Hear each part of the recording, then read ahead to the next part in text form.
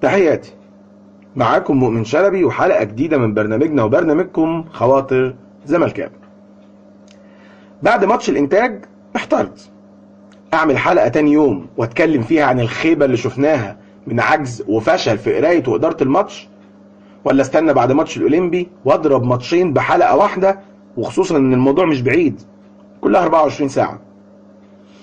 أولا ماتش الإنتاج، الغرور أخذ البعض حقيقة، اخطاء فرديه لا تغتفر من الونش وجنش وابراهيم صلاح برضو حقيقه.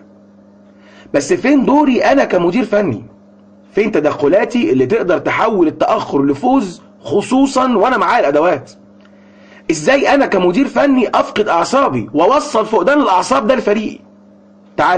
تعال بس ثواني، تعال. كنت بتلعب على جمله واحده هجوميه طول الماتش، كوره طوليه في عمق دفاعات الانتاج، معتمد فيها على الهات وخد السريعة عشان تربك دفاعات الإنتاج. محاولات مستميتة للاختراق من العمق مع فريق يا مؤمن بيلعب ب3 قلب دفاع. بالمناسبة كانوا فتح الله ولؤي وأوكا. طيب جربت تلعب من على الجناب وترفع عرضيات كتير؟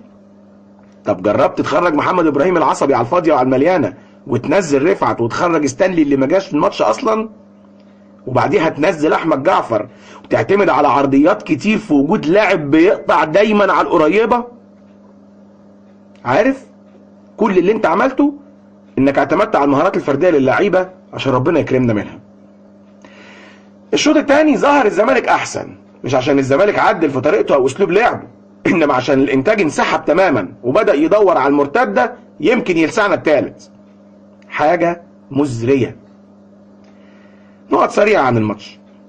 احمد رفعت متنفس هجومي عظيم للزمالك، بس العصبية اللي هو فيها هو ومحمد ابراهيم ان تعني شيء، تعني انهم تحت ضغوط شديدة جدا ومفيش واحد فيهم عارف يلعب باعصاب هادية.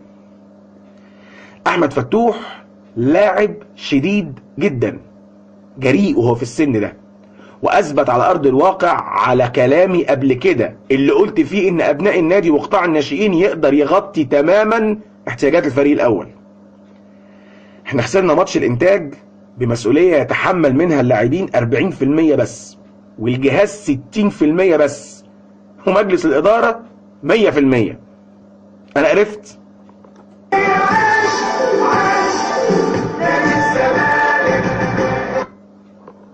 ماتش الاولمبي كان الطبيعي ان الزمالك يظهر في الماتش ده مارد، حاجة تخوف، ضغط واستخلاص كرة بعد 10 ثواني بس من ما تقطع مننا، هجوم كاسح.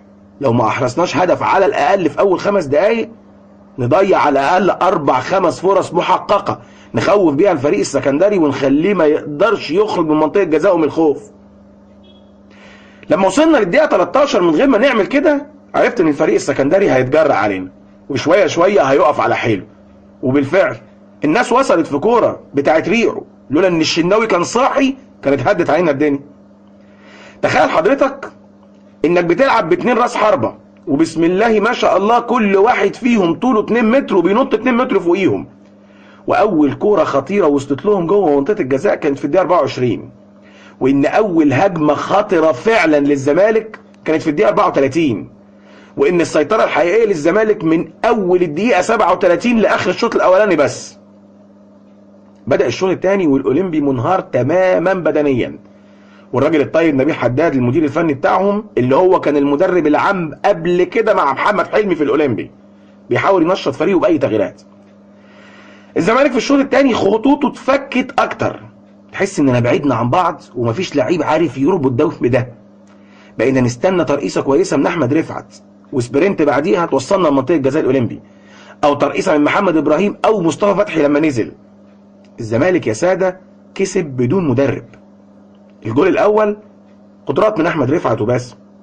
احمد رفعت يستلم، يقف، يبص بعينه ويرفع كرة بالمزورة وبس ما بيتوصاش. الجول التاني شوطة من بره، دونجا اتعازم وشاط، مهارة فردية مش اكتر. انما الجملة اللي حضرتك محفظها للعيبة واللي بتعتمد تاني على الهات والخد جوه عمق الملعب فاشلة فاشلة فاشلة. واللي مش عاجبه كلامي هو عارف هيشرب منين. الزمالك لازم له مدرب اجنبي، بس لو كان مصري خلاص خلينا مع حلمي. اللي عايز يعرف الفرق بين المدرب المصري مع الزمالك والمدرب الاجنبي يتفرج على ماتش الاولمبي ده، ويتفرج على اورلاندو في جنوب افريقيا او مولودية بجاية في الجزائر. هتعرف الفرق يا سيدي الفاضل. لنا الله. لسه احمد رفعت متنفس هجومي ممتاز للزمالك، قادر انه يسحب الزمالك بسهولة للمنطقة الهجومية وبأقل عدد من لمسات الكورة. لسه محمد ابراهيم عصبي جدا. اسلام جمال قايم من على الدكة ممتاز وموفق في كل قراراته. احمد جعفر لسه بطة بلدي بالصلاة على النبي، كان كل دوره انه يلبس شارة الكابتن ويفوت كور لباسم مرسي وينفخ في كف ايده عشان يتدفى. صلاح ريكو يستحق فرصة، وخصوصا في طريقة 4-3-3 يلعب على يمين طارق حامد وعلى شمالهم معروف. ربنا يستر ماتش الجيش. على فكرة مدرب الجيش بقى طارق يحيى.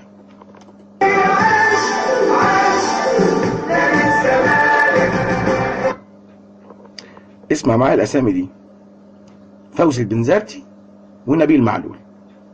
التجربة التونسية حلوة حلوة مفيش كلام، افتكروا الكلام ده، بس انا ما قلتلكوش حاجة، اوعوا تقولوا لحد.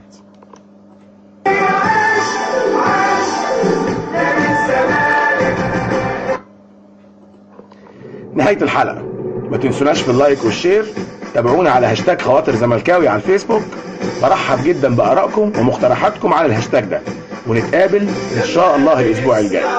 صوته ينادينا نقوم نشجع أبطال